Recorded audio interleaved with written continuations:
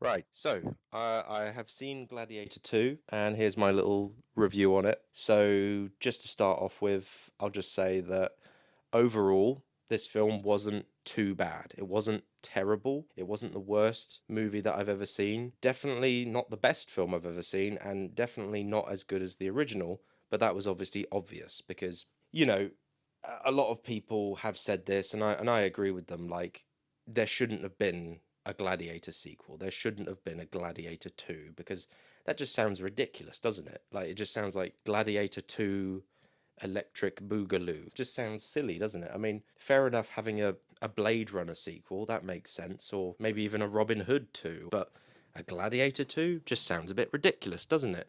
It's like Titanic 2. But overall, I enjoyed this film. I thought it was action packed, exciting, had lots of great violent moments, lots of great battles, lots of great Colosseum scenes. The bit where with the rhino was quite cool. The bit where they flooded the Colosseum with water and shoved sharks in there, that was quite cool, even though that didn't make any sense. But there is some historical fact to that. Maybe not the sharks, but definitely flooding the Colosseum with water. That's definitely in the history books. But yeah, overall, good time at the movies. Fun night out, fun evening night out after dinner or something, whatever.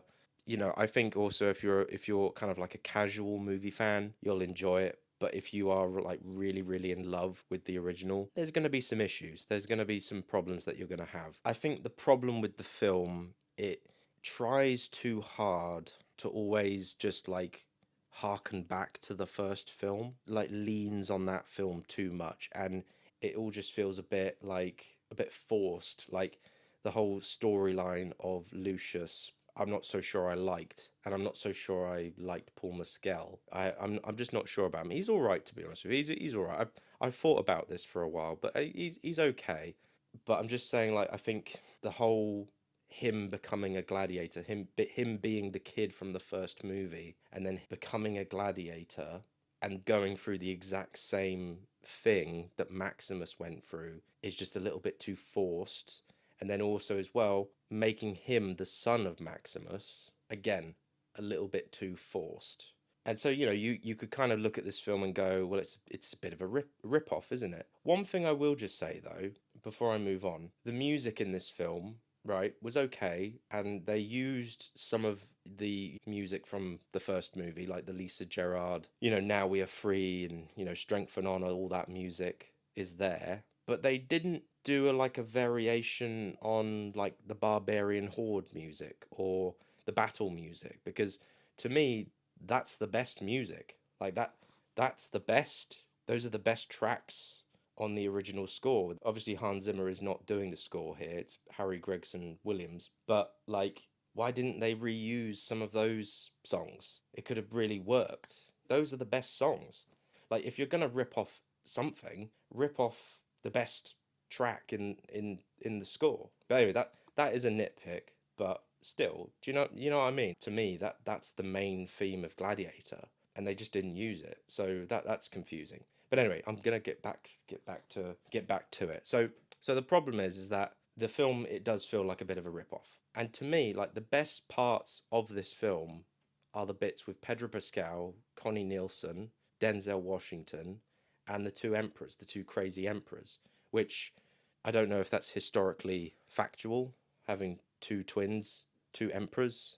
It's actually quite funny that those two twins reminded me of a pair of twins that I used to know in the past. But yeah, that whole storyline, the whole political thing of that, everything outside of what was going on in the arena, in the Colosseum, I thought was really, really good. Pedro Pascal is this general, like Maximus, who knew Maximus, and he wanted to overthrow the emperors, with his army, along with Connie Nielsen, who was in the first one, and Derek Jacobi. When it's centered on that, I actually think it's really, really interesting. And I quite liked the whole dynamic with Pedro Pascal and Paul Mescal when they fought each other in the ring.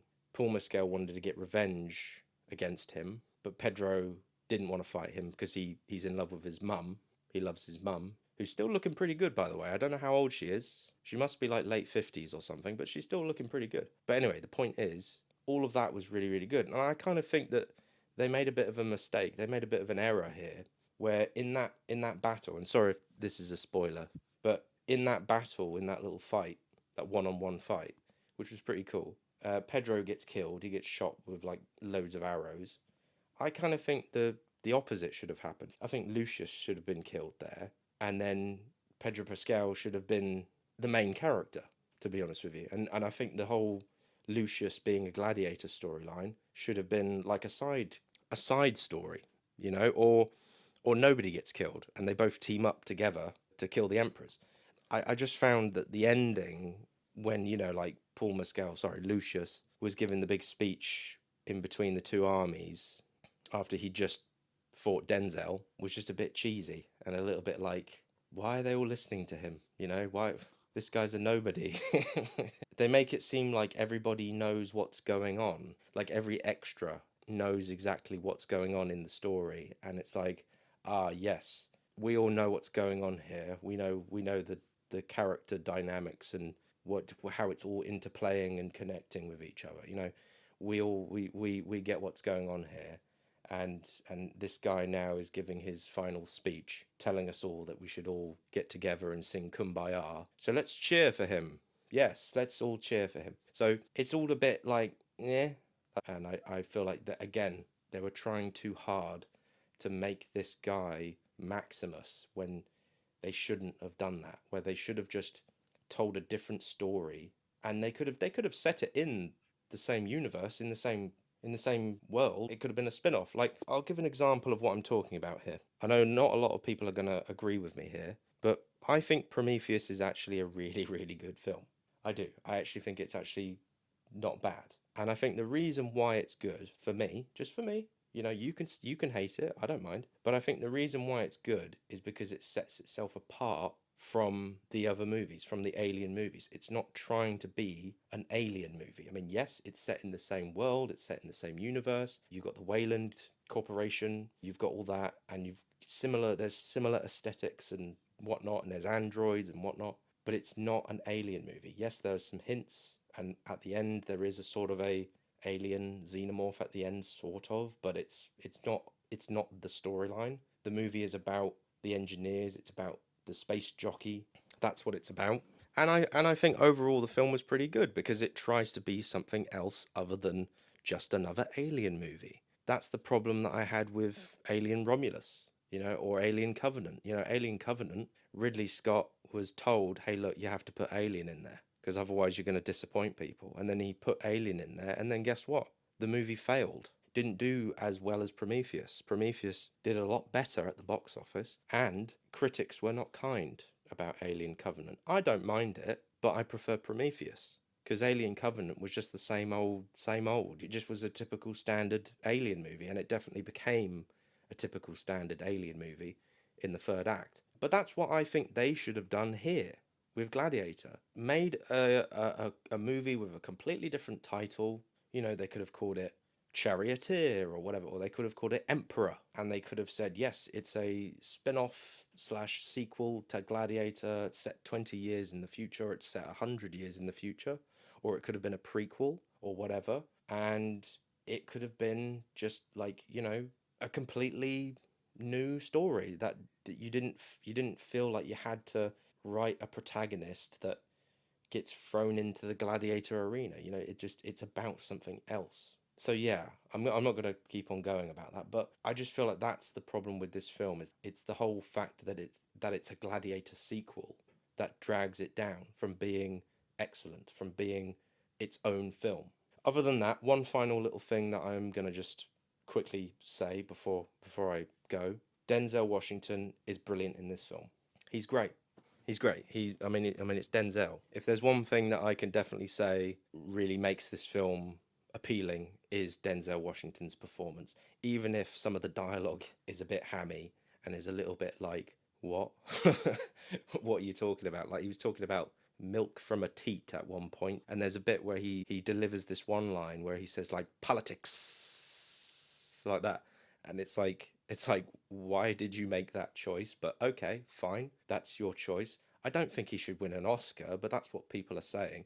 But like, he was definitely very good. He was definitely, I would say, to take away from this film, like a positive, I would definitely say Denzel is a positive. And overall, regardless of it being a Gladiator sequel or whatever, or it having some problems, I would much rather go and see a film like this than a Marvel movie. We just have Marvel movie after Marvel movie, Dwayne Johnson movie after Dwayne Johnson movie. No, I don't want that. I want more historical Roman epics. That's what I want. I want more films like Ben-Hur, like Troy, which is Greek, ancient Greek, but still same sort of thing. Swords and sandals epics. Like those are my favorite types of movies. Or movies like Kingdom of Heaven, or The Last Duel.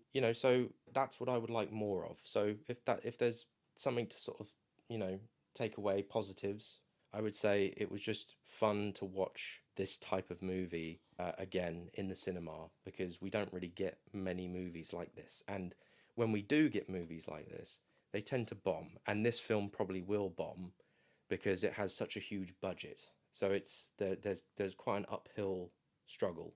So yeah, it has like a budget of like 300 million, which is crazy. So will there be a Gladiator 3? I mean, look, okay, I'll be open to it, but I don't know. So anyway, yes, that's my review. I'm going to stop talking now, but it's an okay movie, not brilliant, but okay. And yes, so thank you, goodbye. Check out some of my sketches, please. Subscribe, like, comment. Thank you very much. I'm gonna go now. Bye.